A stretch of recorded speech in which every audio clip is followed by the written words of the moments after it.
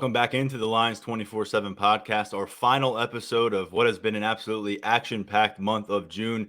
That is the story across college football right now. Our fine group of reporters at 24/7 Sports have been getting it done all month long. And, of course, helping to lead the way is Brian Dohn, national recruiting analyst for a long time here at 24/7 Sports. You've seen plenty of his work on Penn State recruiting at 24/7 Sports and Lyons247.com. You'll hear from him in just a moment because it's time to put a bow on this month. Of course, we're awaiting some key decisions that are going to impact this Penn State recruiting class and the target board moving forward. But some key components added to the class, up to 20 total pledges for Penn State in the 2024 cycle at this point. We're coming off of a month that was filled with prospect camps here, as we addressed a lot on our last episode of the Lyons 24/7 podcast that dropped on Tuesday. But to break down Penn State recruiting, the latest top 24/7 rankings, which just went live today on a Thursday, and to take a little bit of a closer look at the recent additions to the Penn State roster from that 2023 recruiting class, we welcome back Brian Dohn, as mentioned, national recruiting analyst with 24/7 Sports.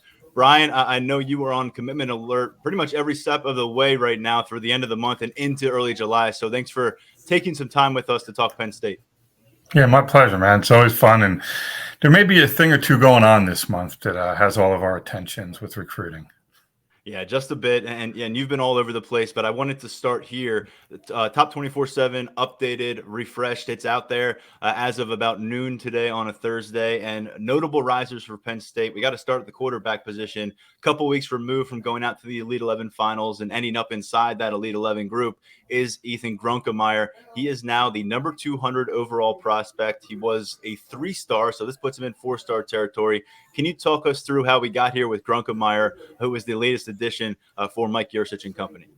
Yeah, I think one of the big things, and Tyler, we saw him out at State College for the Elite 11, and I know by his own admission it wasn't his best day in terms of accuracy, but one of the things that really stuck out for me during that Elite 11 was his ability to throw accurately on the move, and I almost felt like he was a better thrower moving than just on some of the stationary drills.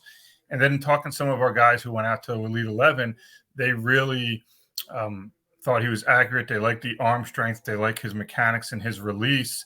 And it's kind of, I think sometimes it's easy to forget that, these are still kids and there's some tinkering that goes on. And when we saw him out at State College, it was a very exciting time for him because he had just committed to Penn State. So you have the emotions of that and then wanting to do well when you're in the same town as them. And I just think that from what we saw there, I liked, and then talking to our guys who are out at Elite 11, he just built on that, and he just was accurate. And the arm strength, it's really interesting with the arm strength for me because there's times where he drops down a little bit and kind of slings it. And I'm not always a huge fan of that. And then I started talking to a lot of people just about mechanics and delivery. And there's a feeling that a lot of these kids are being taught this now because you get more torque. The physics of it makes increases your arm strength. And listen, Pat Mahomes is who he is and Aaron Rodgers is who he is, but they both have utilized that part of his game. And Aaron Rodgers, especially, he's dropped down a lot more lately, and it just creates a different kind of arm strength just from the physics of it. And of course, Ethan Grunkemeyer spending some time training with Drew Aller, who can do a lot of special things with his arm and move in a lot of different ways too. And those two have a shared training, but you're also looking at in between them, Jackson Smolik, who, much like the three of them, I think at the tail end of their junior years, going into that summer before their senior years, Drew Aller was a 3-star, elevating towards 4-star. Jackson Smolik was committed to Tulane, had no Power 5 offers. And of course, now you look at Ethan Grunkemeyer, a guy who's now elevated from 3 to 4-star status. What are we making of Mike Yurcich's body of work thus far at Penn State and pursuing quarterback prospects? Because those are the three guys that we're working with. Bro Pabula was an inherited commitment. He's a redshirt freshman now, but these are the three guys that Mike has gone out and pursued himself on behalf of Penn State. Yeah, and I think it's something you really have to look at. With Drew, I mean, shoot, man, I probably could have sent out my goldfish to check that one out and figure out that he was good. But for Penn State to land him, it was huge because this is a quarterback game, and you have to have a stud there in order to win at the level Penn State wants to win at. The other guys, whether it's Smolik or even Grunkemeyer, listen, it was always going to be hard to recruit a quarterback behind Drew because everybody's sitting there telling all the other quarterbacks, well, what do you want to go there for? You're not going to play for 3 years while the other kid plays. Makes it difficult. And with Grunkemeyer, they had their list of guys. And I happened to be up in New England when he was watching Ryan Puglisi throw, who's committed to Georgia. Don't think Penn State ever offered him. Dante Reno, who's committed to South Carolina. And I know there were some discussions about would either of them look at Penn State. They did offer Miles O'Neill, Massachusetts kid who's going to play at the Hun School in New Jersey this fall. And O'Neill wound up committing to Texas A&M. But as you look back on it, I think that O'Neill offer was kind of to speed up Grunkemeyer a little bit because that offer came and the quarterback commitment came a couple days later, if not a day later. But I think he's thorough. Yurcik is thorough in who he wants. He goes out, he does a good job evaluating. He doesn't rush into any of this stuff. And it's got to be guys that fit his offense. And I think in this day and age, you have to be able to throw on the move to really be able to be successful in college. And I think when you look at these quarterbacks, I think all of them can do it. Quarterbacks like Grunkemeyer were front and center out in Southern California, Brian, but there's some pass catchers out there. They've done a better job, it seems, of late of making sure there's some top tier talent out there catching passes, running some routes. And look, Luke Reynolds went out there and he was one of the talks of that camp. I mean, I'm not sure I've heard a non-quarterback get that much buzz on 24/7 Sports recap of an Elite 11 final. And lo and behold, he goes from number 80, which was a huge jump. He was outside of the top 24/7 before he got inside in the top 80 back in May. Here we are, end of June. Brian, he's number 49 in the country, and this is a guy gearing up for his first full-time season at the tight end position. Walk us through the ascent in 24/7 Sports rankings here. Eyeballs, seeing them. I mean, I think it just starts there. Now, it's funny as you go through the process. I went through it with Luke and figuring out who he was and what kind of prospect he was. And it turns out he was Ryan Puglisi's competitor at quarterback at Lawrence Academy when they were sophomores, which I did not know until pretty far along in the process because you just lose track of some of these guys. But I think, first place I saw him, UC Report in North Jersey. It was raining sideways and windy, yet he was able to catch the ball. He ran well. His times were good. And the frame checked out. So you had all that stuff. The weather was horrific. Fast forward, I saw him at the New England Showcase when I went to watch him work out at Cheshire Academy with his teammates there. And again, he looked great. I was able to get a little bit of film from that and just see how he worked and talk to the folks on the rankings committee again about what my thoughts were and why he should be somewhere. And then a couple of days later, we see him out at State College catching balls, and he's working with Adam Brenneman a little bit on the side, and Brenneman is raving about him. And so the tape of that starts getting out a little bit more. And so there's this build up and there's a build up. And then he goes out to Elite 11 as a pass catcher. And yeah, he did a good job with it. And, and it's a chance for people to see him live and more people to see him live other than just me. And they understood what I was talking about. And, and they did. I mean, we had him in the top 100 even before they saw him. So it's not like they needed to see him like, oh my goodness, this is a revelation. We always had him, we had him high. The question I keep hearing is, can he block? Can he block? Well, you can teach him how to block, but to me, it's not just can you block, it is, do you need to block? I mean, Mike Gesicki is a pretty good player in the NFL, and I don't know if he's, putting his hand on the dirt and going up into a defender very often. But Luke Reynolds he creates mismatches for you.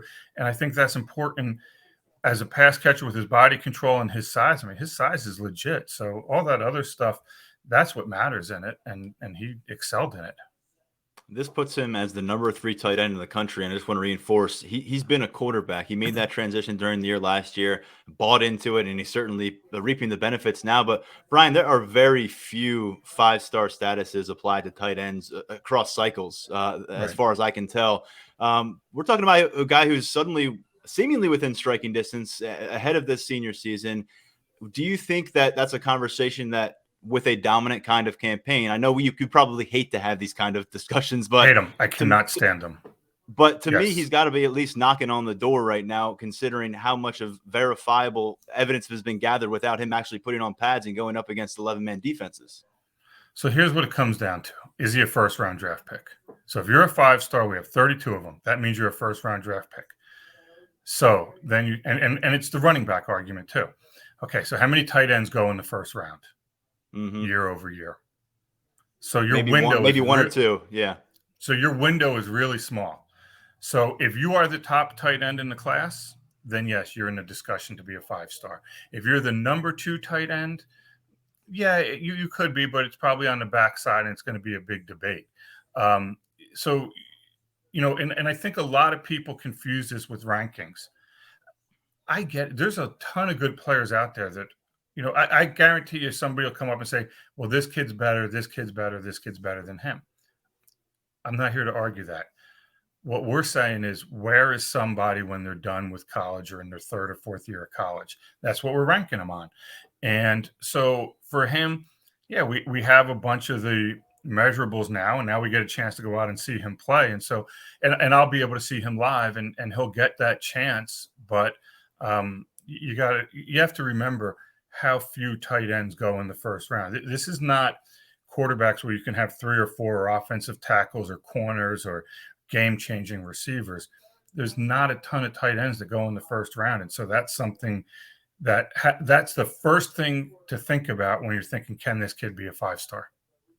So Reynolds at 49, and he trails only one guy in terms of this entire 20-man Penn State class at this point in rankings, and that's Quentin Martin, who's held the lead role for a long time, one of the first guys to be ranked in the state of Pennsylvania for the 2024 class. And here he is at number 47. Brian, I got a chance to see him in extended action for the first time, really close, last Wednesday, working with Jawan Sider. We also saw Corey Smith, the commit out of Wisconsin, working with him as well.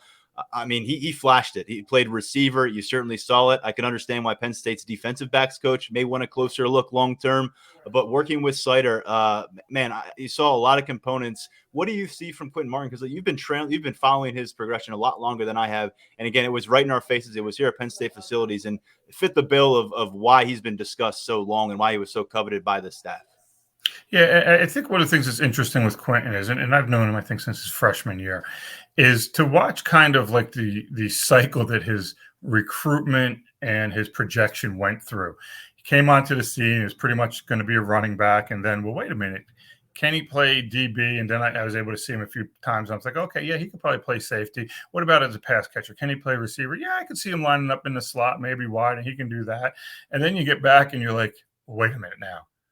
Look what he can do as a running back. Right. And in this day and age where you can move a kid around and maybe create some matchups on an offense where you get him involved in the passing game, and then you're like, oh, wait a minute, that's right. That's what he is. And I think I always find it interesting to see how these things go about. And it's not just the schools, it's the player. The player's like, okay, maybe. I remember watching Quentin work out last summer out in Pittsburgh, and he was going through like some defensive back drills, and he was good at it. And I kept thinking to myself, what are we doing? And so, play running back, be able to catch the ball out of the backfield. And I think it's perfect for him. I think he's big, he's physical, he's fast, he's a very smart kid. He'll watch the tape and get better that way. Going to Penn State, he'll learn from some really good running backs there as he sits and waits his turn. I mean, maybe he plays next season, but if I'm a running back, save some wear and tear on your body for a year. There's nothing wrong with that for the back end of your career. But yeah, I think he does so many things well. It's just, you can't forget how good he is as a running back.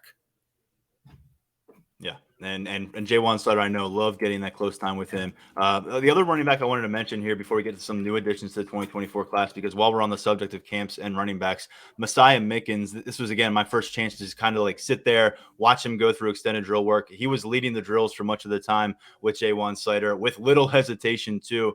I mean, this guy has a lot of the offers that running backs covet all through high school, and he's got them already before his sophomore season. Alabama, Penn State, Michigan. Where is Mickens' ceiling in terms of where he can go from here as a big-time prospect in the state of Pennsylvania? Because I was pretty blown away by what he was able to show us for an hour or two out there in Penn State's practice facility. Yeah, I think with him and a lot of the young kids, it's I'm always reserved with this stuff because, especially when you're younger and having a lot of success in high school, and you would expect him to continue to have that success. That's not what I mean. But okay, how much more does he grow? I mean, I remember watching Anthony Barr as a freshman out in Los Angeles when he played. He was at LA Cathedral, if I remember right. And as a freshman, he was killing it as a running back. And then as a junior, he was like 6'3" or whatever he was. And it's like, well, running back's not the future anymore. It's where we are in recruiting where kids have to get offers as freshmen because if not, their families and some of the people close to them feel slighted and they project that onto a kid. But for me, let's see how he grows. Let's see how he develops as he continue to get better. We see, our database is littered, and I'm not saying this is the case. I'm just explaining why I'm a little hesitant on stuff like this. Our database is littered with kids who have 20 offers by the time their junior season starts. And then when it comes time to make a decision, there's 2 schools that want them. Right. And so, listen, Mickens is a sensational talent. I've watched his film, done the research on him, but I'm always hesitant. Like, for every John Reed who, I know got his first offer after his 8th grade year and turned out to be a really good player, there's 5 or 6 that go the other way. And Mickens, a guy we'll be monitoring over at Trinity, Camp Hill. Jordan Hill, former Penn State defensive lineman, the head coach over there. Michael Moudy's on that staff as well. Brian, looking at the June additions to this Penn State recruiting class, I think we've got to start at wide receiver because there were no commitments going into last Wednesday. And now, as we discussed it a week later, there are 3 commitments. Let's start with the guy who kicked that off, Tysier Denmark.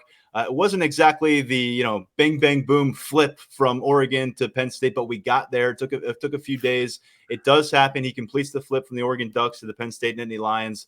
I know he's a 3-star right now in 24/7 Sports, but I thought he was one of the most impressive guys we saw last summer here at Penn State on the camp scene. I think he's a blue chip talent. I know there's discussion to be had there. What do you make of this pickup and Tysier Denmark's prospect profile? Because he's the guy who slipped a little bit in that last 24/7 update. Yeah, so I'll address the ranking first of all. And again, it's done as a committee, and I've seen him live numerous times. I'm a big fan of his. But when we got together and spoke about things, we don't really have any time markers on him. And the explosive plays that sometimes you want to see, and I don't mean getting it and kind of piercing a defense, which is you would expect a kid going to Penn State to have that ability. It's different going to college. It's different piercing the Ohio State secondary than maybe some public school in Philly kind of deal, right? And so, but so some of the explosive plays. Now, I like him as a route runner. I think he's reliable with his hands. I think once he gets it, he gets up the field quickly. Again, he probably doesn't have the same type of speed that Jahan Dotson had, but I think Denmark's a kid that you can line up in the slot and really use him in some one-on-one stuff where he'll gain some separation. Again, he's reliable. As far as the flip from Oregon, I always thought he should have been at Penn State from the get-go. I mean, I think I first started dealing with him as a freshman, and it just felt right. And I understand why he originally committed to Oregon. But for me, Penn State continued to work him hard. They did a good job of not being overbearing, but also, hey, we want you. When you look at what they've done a little bit with the receivers class, maybe now you understand why Marcus Higgins was brought in to be the receivers coach. Marcus has always had a really good reputation as a recruiter who's worked hard and identified talent and been able to build relationships with players. And you hit it. We got there, right? I mean, it was a flip. I mean, let's be honest. He flipped during his visit, but then we're in the graphics world. Sometimes it takes time to get edits. And so we needed to wait. I remember I think he called me Sunday right after he got home from his visit, and he's like, yeah, I'm excited to be a Nittany Lion. I'm like, okay, when's the rest of the world going to know this? And he's like, Tuesday or Wednesday. I'm like, okay, good deal. So it just takes some time to get there, but he got there. And, I thought when he was with Oregon, it was going to be a recruitment that still came down to the wire. Now that he's with Penn State, I'm pretty comfortable that's where he's going to land and stay with them.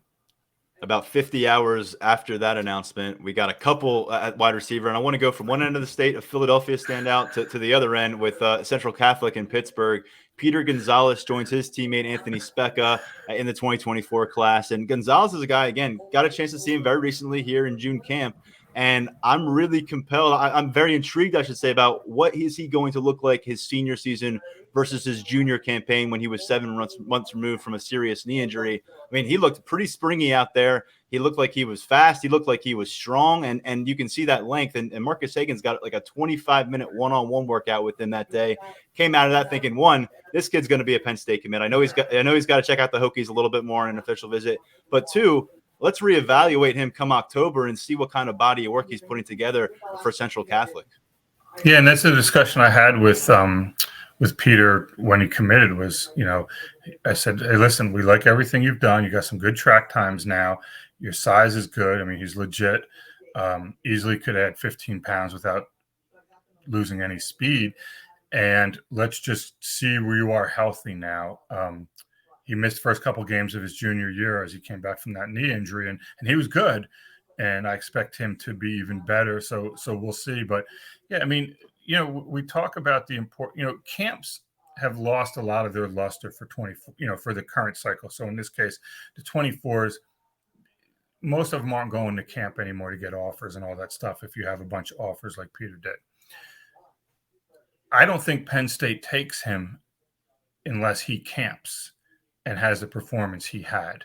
I think there was some talk of, we like where this is trending, but coming out of that, everybody I spoke with said he was really good. Just like you said, he was quick out of his breaks, reliable hands, coachable, pretty far along in a development standpoint, which makes sense given his dad played quarterback and knows a thing or two about football.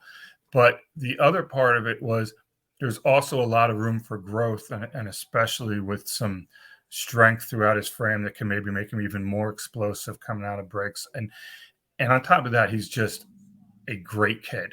It's just a tremendous, polite, grounded, hardworking individual. And he's the kind of kid that it doesn't matter where he goes. You just want him to have success. And I was really impressed with him. And like I said, he's a kid, again, that I've known for a long time.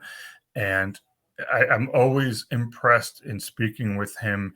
And that when football's over, it doesn't matter what he does, there will be a lot of success coming his way. And I can tell our listeners, stay tuned, future episode of the podcast here. You will get a very much better impression of Peter Gonzalez yourself firsthand really soon here. He's a really impressive young man. Brian, the last of those trio of wide receivers to get to, and then the top-ranked player in New York is Josiah Brown. And he commits within a minute or 30 seconds or whatever it was of Peter Gonzalez there on Friday night and completes that group. For now, we got work to do with Messiahickens. But what do you make of Josiah Brown? I think he carries that athlete label. But man, out of Long Island, there's a lot to like about what he can do with the football in his hands. Yeah, first of all, he's about speed, right? He's about speed, and that's what the draw for Josiah Brown is. I've seen him play. He was more impressive to me as a safety, which is why you have the athlete tag on. Some schools thought about safety. When it came down to it, it became a Rutgers versus Penn State decision, and they both wanted him on the offensive side of the ball. I think there's a lot to work with. I think, we talk about Tassir Denmark, who is a natural pass catcher. I think Josiah has some work to do in that realm. I'm not saying he can't do it. I'm just saying he's not as far along as Tassir is when it comes to being a pass catcher. He stands out so much playing out on Long Island, as well he should, because he's the best player out there. I think, I spoke about Gonzalez, and there's still some room for growth, which we like. With Josiah, there is room for growth. I mean, it is a very high ceiling and a lot for Messiahickens, the receivers coach, to work with when it comes to route running, tracking the ball, securing the ball after the catch. Josiah can run, and we know that. And we know in the open field, he's going to outrun a lot of people. And in one-on-one situations, he has some ability to juke and go.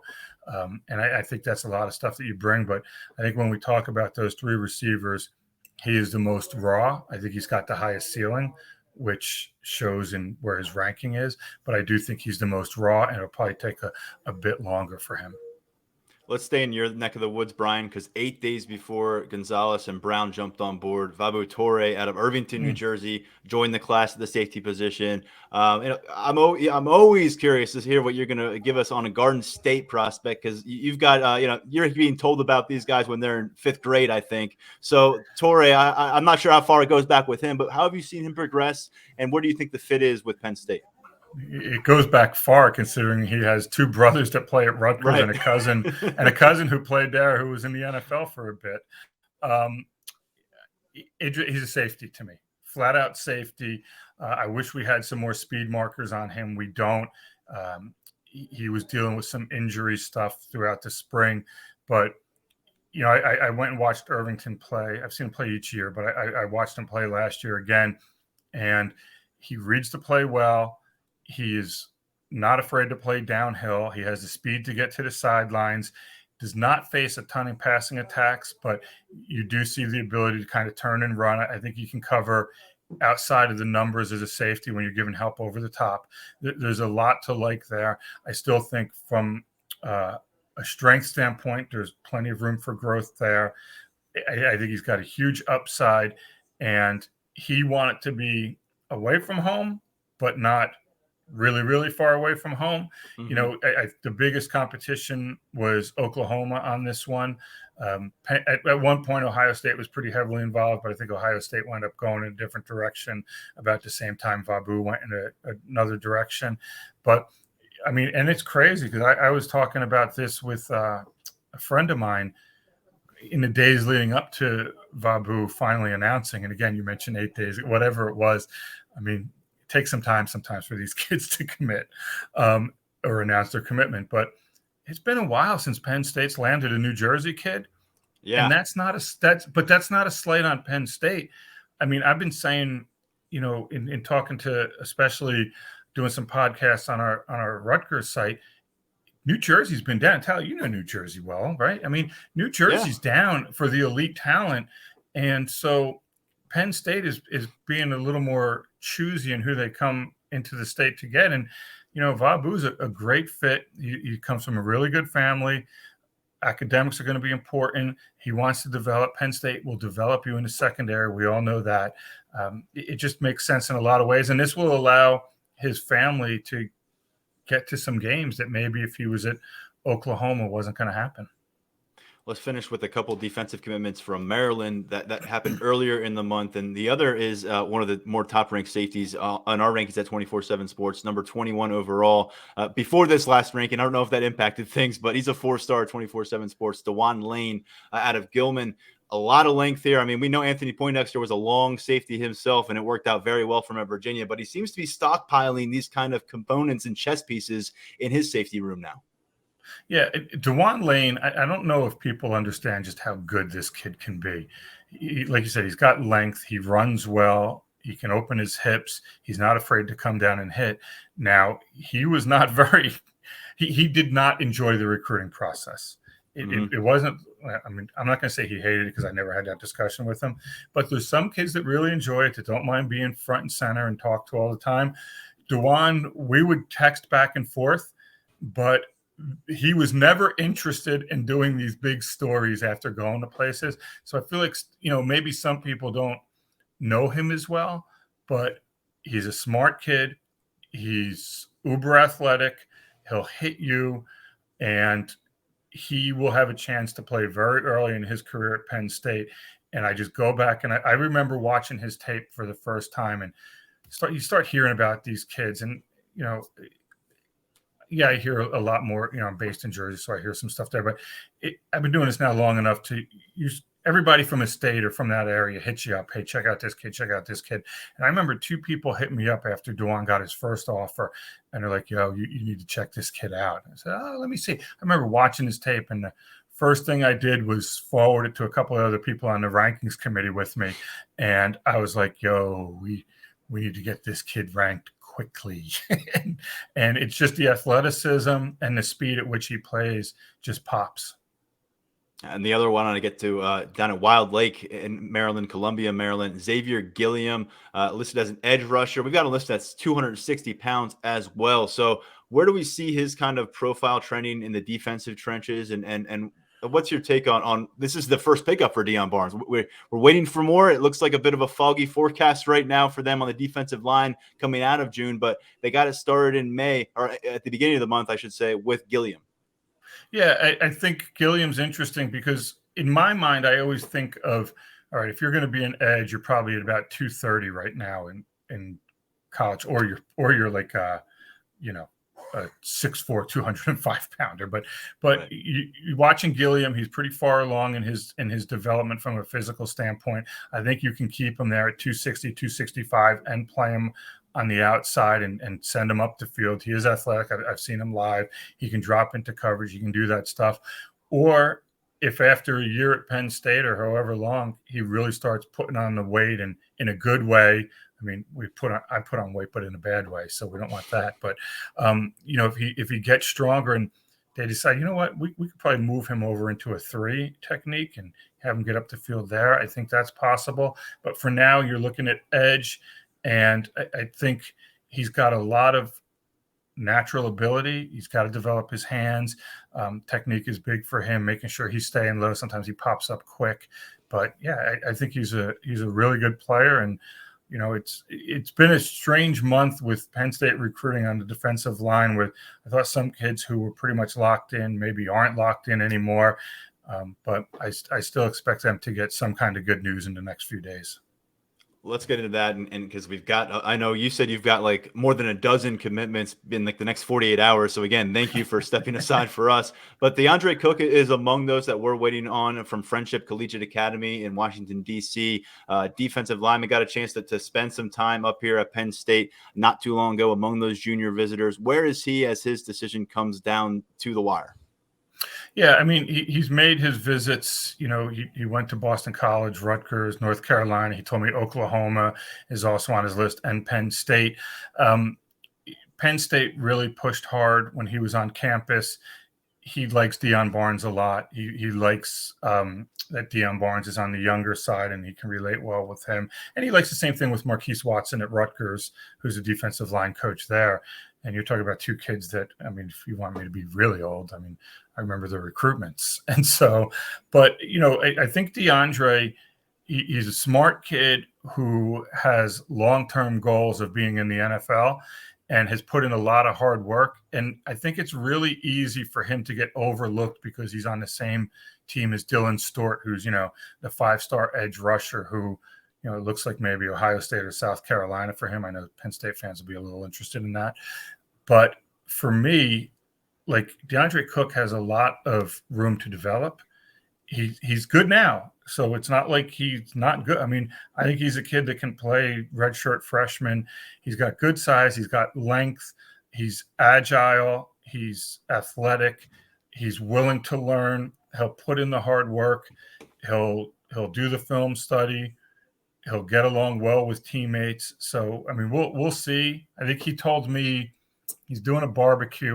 He originally was going to do the barbecue on like July 2nd, and I talked about him coming down because he's in D.C. And then he told me, hey, we're going to do it on, Friday at 5:45 to 6 p.m. And all I could think about is what that 95 corridor would look like. And I would have to leave like 3 days ago just to get there and take another 14 days to get home, given the holiday weekend. So, but, I think he told me he'll probably stream it on Instagram. So I'm sure the guys at Lyons 247, as well as, our other sites will provide that link so you can all watch it and either be overjoyed to start your weekend or bummed to start your weekend. But I think he's a prospect that's really, he may not have the accolades of some of the others in the class, but man, I think he could be really good. We'll see if Deion Barnes can bag another defensive line commitment before June comes to a close. A couple more will be announcing their decisions as July opens. David Pale has been a focal point for us here on the podcast of late, been a bit of a roller coaster ride, coast to coast with his recruitment.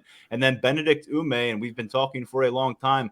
Wait for that Stanford visit. Let's get through the Stanford visit. He's gone through the Stanford visit, and your crystal ball has changed. Brian, can you talk us through the outlook for both Umay and Pale, who you may have noticed our message board picked up on your crystal ball shift? Did they now? Yeah. It's tough sometimes with this stuff, and I rarely change them. So it takes something extraordinary first for me to put in a pick, and then for me to change it. For me to put in a pick, I have to feel really comfortable that that's what's going to happen, understanding all the twists and turns. Listen, we'll start with Umay. Okay. So he goes to Avon Old Farms, which is, just think of Hogwarts, the closest thing you get to Hogwarts without the magic. And he's from Toronto, and he had told me that Dad will be heavily influencing the decision. And he went out to Stanford. Listen, everybody loves the school they went to, right? They love the school they went to. Stanford's different for kids when they go out there. And I don't know anybody that could ever fault the kid for saying, I think I'm going to go to Stanford. And so the dad loved it. Benedict loved it. Right now it's trending there. He's not announcing until the 8th. I think it's the 8th. I think that's what Steve wrote, 7th or 8th. Right now I like where Stanford sits. I'm very comfortable with where Stanford sits, with the knowledge that I don't think Penn State will give up on it. As for David Pale, for those that don't know, they'll look at it and say, well, he's a PA kid. It's natural for him to go to Penn State. And he was when he made official visits, he really felt the emotion of those official visits. Keep in mind, he's from Anchorage, Alaska, and he grew up a USC fan. And so he visited Penn State. Michigan looked to be the leader for a while. He visited Penn State, really thought about, hey, it's close to home, the degree, all that stuff, and really liked Penn State a lot. And I thought that they were pretty much going to get it locked in. I thought maybe USC would be too far. He goes out to USC. He loves it, obviously. Feels like he fits in really well, likes the direction of the program. USC is hard to beat for some kids that are willing to go other places because of NIL these days and the business opportunities in Los Angeles. I lived out there for a long time. 3 things matter in the LA sports scene: the Lakers, the Dodgers, and USC football. After that, I'll go UCLA basketball, but there's a distinct separation between 3 and 4. Now, I like where USC is trending right now, but I also know that Penn State continues to work him hard, and I could see them continue to work him hard up until his decision. And whatever way it goes, I can see Michigan, Penn State, and USC continuing to work him hard in the fall if he's willing to listen. And I always, recruits are always happy to shut things down, do whatever. And my thing is always, listen, your recruitment's closed when you say it. When the coach, because the coaches are going to continue to hit you up. And if you even answer them and say, hey, I'm good with this, but thanks for reaching out, they're going to go back to their head coach and be like, here's what he said. And then the head coach is going to say, well, he's not ignoring you, so keep on him. And so, and that's how this stuff happens. These kids they're nice, they're polite, they're young, they're not mean like me, who, if I'm done with you, I just say I'm done with you. But so they try to be nice. And so I think schools will continue to try to recruit him, to be honest. I wanted to get to one more name on the defensive line, and he's a guy that has some mystery around him in his recruitment, but he certainly has a lot of suitors, a top 100 guy, right there on the fringe of it, I think. Liam Andrews out of the Dexter School in Massachusetts, and we've gone from talking about him and seeing him in camp as an offensive lineman. You and I were shoulder to shoulder watching him here last summer, to now being a fixture on that defensive line board for Deion Barnes and Manny Diaz and company. Not a lot of noise out of Andrews himself. So we're going to you. We're trying to tap into the expert here. Where is he exiting June versus maybe how he came into the month, and from what you have gathered? close to a decision and wanting to play defensive line. I think those are the two biggest things. Liam's calculated with how he does things. I've been up to his school a few times and met with him there, and he's a great kid, outstanding kid, fun to talk to, very thorough with everything he does. He wanted to get through his visits, and he made them. He went, it's Penn State, South Carolina, Wisconsin. He was going to visit Florida, and Florida's like, well, we like you on the offensive line. So he said, okay, I'm going to visit South Carolina. And the South Carolina visit, now he had been there before, but I always tell kids, man, if you think you have a chance to go to a place, go official there, even if you've been there 10 times, because officials are just different. It gives you a different window into things. And he went down there, and Penn State fans, don't get mad. I didn't tell him to go on the visit. He had only been there once.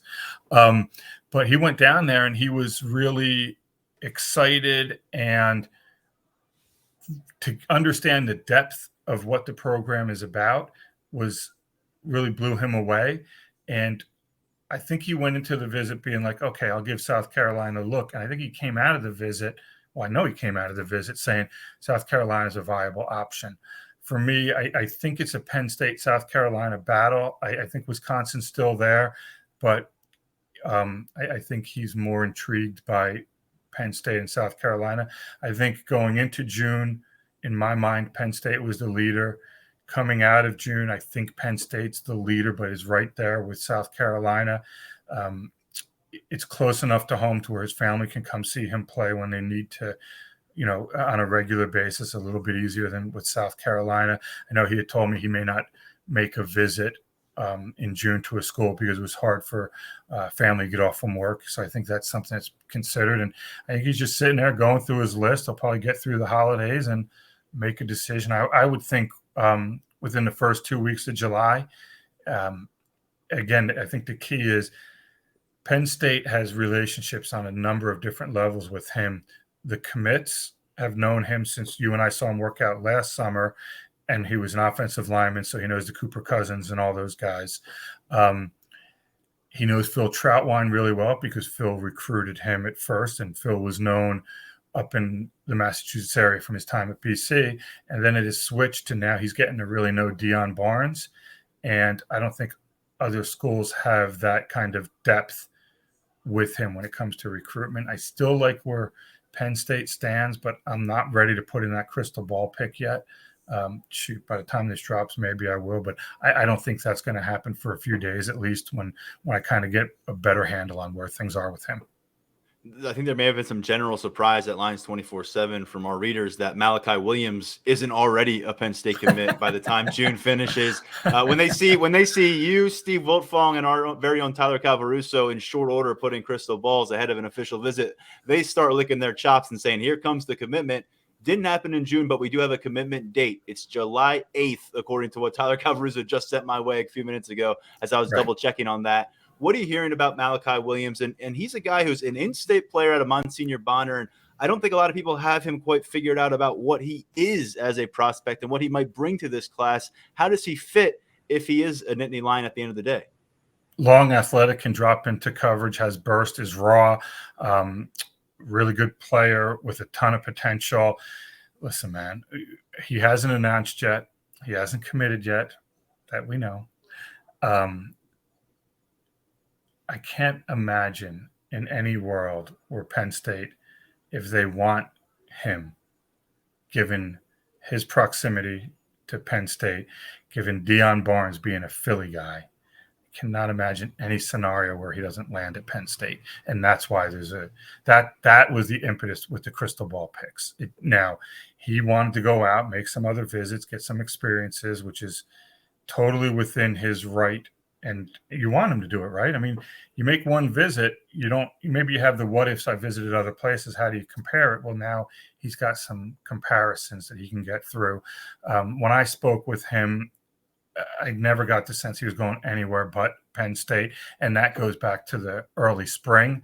So listen, man, kids have to do things on their timetable. This isn't like get it done. Some kids you can squeeze and they're like, yeah, I'm going to come here. But Malachi is not one of them. He wanted to get things done. And I understand his the way he looks at it. It's, look, if they want me that bad, they'll wait, which is a great way to look at it. I mean, it's true, right? I mean, So, but I think he's got a ton of talent. He's got a lot of upside, raw, but that's a really good piece of clay to mold for Deion Barnes or wherever he winds up going.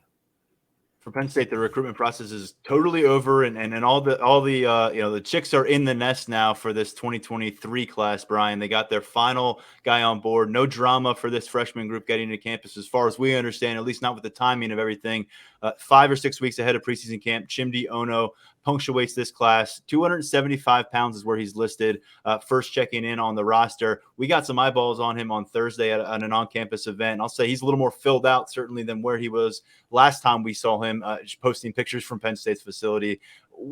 He's a long-term guy. We certainly can discuss that at tackle. They don't need him to play right now at all. But when we look about forecasting him into 2024, 2025, what did they add late in the former Old Dominion commitment who ended up soaring all the way into top 24/7 status by signing day?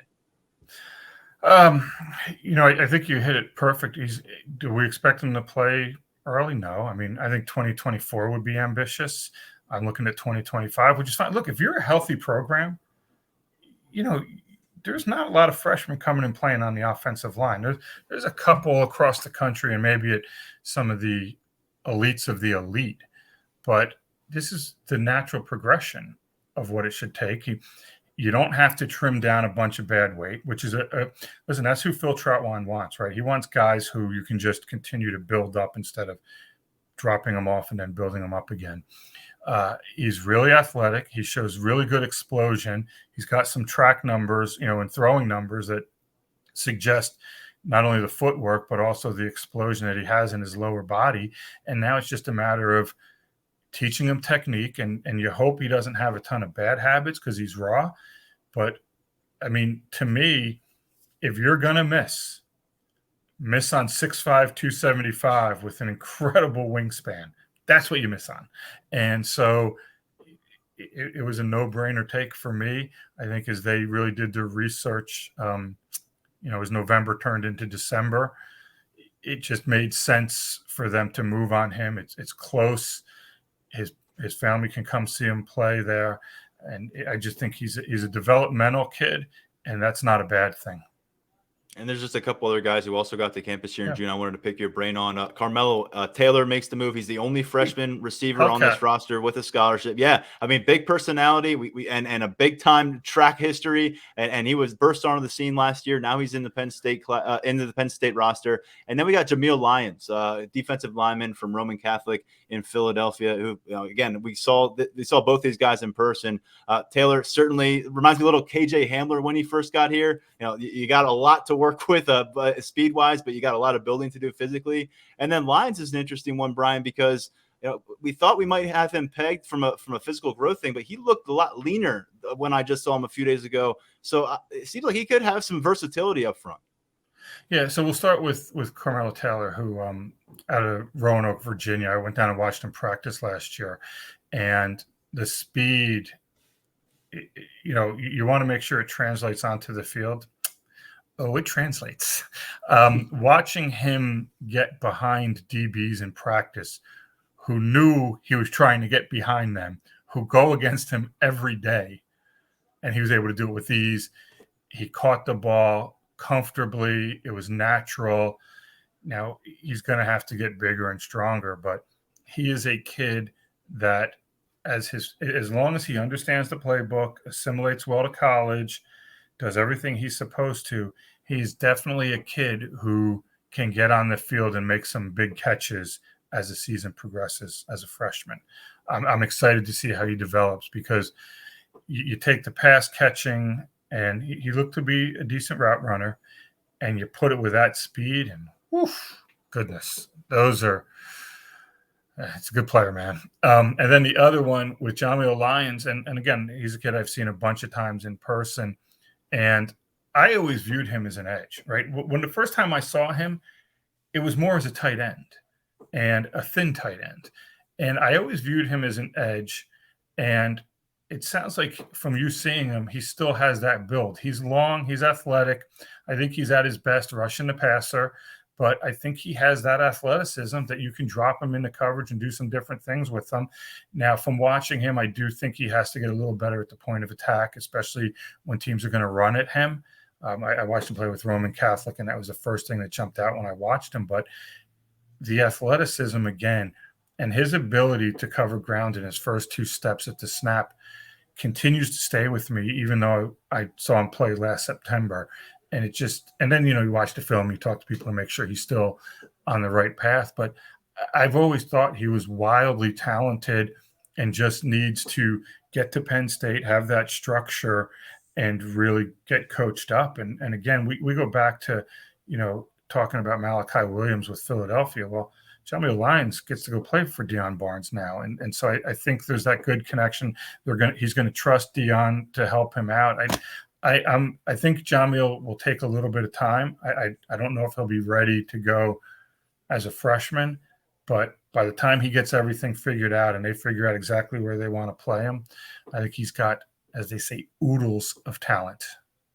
Brian, we saw a cluster of like 25 freshmen. Some were here in January, some got in May, some just got here a week ago. At the practice facility last Thursday, and I'm going to tell you the 2 names that if we were just saying who are you picking for recess, whatever sport we're playing, these 2 guys, the 2 names that I think we were pretty consensus on it, at least at Lyons 24/7 on our team, were Joseph McCoy and Andrew Rapier. And I just want to hear from you because I think McCoy, that's when we're talking about big ceiling, long-term projections, it feels like, but maybe he's a little bit more geared to go earlier in his career based on first impressions physically, what he's done so far on campus. Rapier is the guy I circle and say, I know this is a really deep tight end room, but let's see what this kid accomplished between now and early September because he has all the physical tools already in place, plus 250 pounds, 6'5". Really curious to see what Rapier can do here in year 1. So we'll start with Rapier. And again, these are kids that I've seen, visit with them at their schools, saw him play. I mean, I've known Joseph since he was down at Archbishop Carroll in D.C., I think as a sophomore or junior, whenever he first got into the country. But we'll start with Rapier. And here's what I like about him. He knew how to catch the ball when he was going to school in New York, right? So he went through, I think it was Our Lady of Lourdes in New York, maybe Poughkeepsie. I'm old, so maybe I forgot what's exactly that. But he knew how to catch the ball, but they didn't use him much as a blocker. So he decides, and he's going to go transfer up to Milton Academy, which I think is where his brother played. I think his brother wound up going to like Wake or something like that. But he went, and I remember sitting with him at the school. I'm like, so what'd you transfer for? He goes, I need to learn how to block. This place, they're going to run the ball a lot. I'm not going to get a ton of targets, but that's okay. I've already proven myself as a pass catcher. I need to learn how to run block. And so that told me a different level thinking, and also that he doesn't have a big ego in terms of me. He knew what he needed to get better at, and that was big. And I think it's what you said. I think he's athletic. I think he moves well. He's got great size. That tight end room, it's like when Penn State gets a tight end commit, you're like, okay, let's really pay attention to where we have this kid ranked because they do such a great job of identifying them and then also developing them. Getting on the field as a freshman, I mean, I guess maybe what do they play, Delaware? I mean, maybe you get him that taste because you can do that now, and maybe get him a taste in a few games, but it's a deep room. So I think the upside for him is tremendous, but it may take a little while for us to see it. And the same with Joseph. I mean, McCoy is a kid who, now when I met with him at Archbishop Carroll, which was his senior year, he was thin as a rail. And I'm like, man, let's see what this kid is. He going to be a linebacker? Can he put on the weight? And then I go up and meet with him at St. Thomas More in Connecticut when he's a post grad. And I'm like, oi. This kid can put on weight and have a great frame. And I mean, there's pictures in his profile of him there where he's just, I remember calling somebody after that I know really well involved with Penn State. And I'm like, Joseph is jacked. And he looked good. And I watched him practice and he moved really well. And he's a smart kid who's older, right? I think he'll probably be 20 by the time the season starts. And that's one of the reasons he had to transfer up to St. Thomas More. But like, there is such upside. He's still, he came to the country as a basketball kid, which you see a lot, developed into football.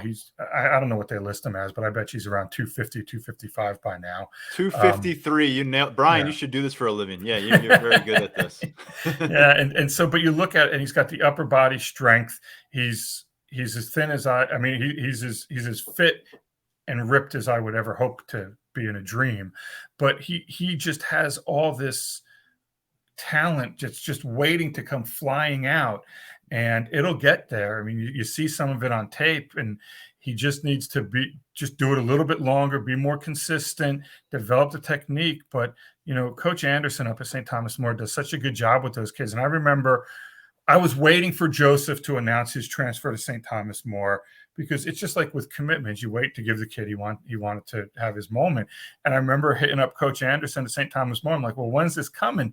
And he's like, yo, if you think you're excited to be able to publish that story, think how I am that I'm going to have this kid. And then I would continually get reports on him. And it was just, he would say that the growth that Joseph would show week to week to week really stood out. Yeah, he's 253 pounds with a six-pack. We'll put it that way for now. And Andrew Rapier, I can do that too, but I would be carrying my six-pack on the side here. I mean, that's the best way to end this conversation. Brian, we went almost an hour. Really appreciate it. You are so swamped right now with news, so it means a lot to us and our listeners out there, Lions 24/7 land, for you to take this time. Hey, I appreciate it. I always enjoy coming on with you guys. All right, take care.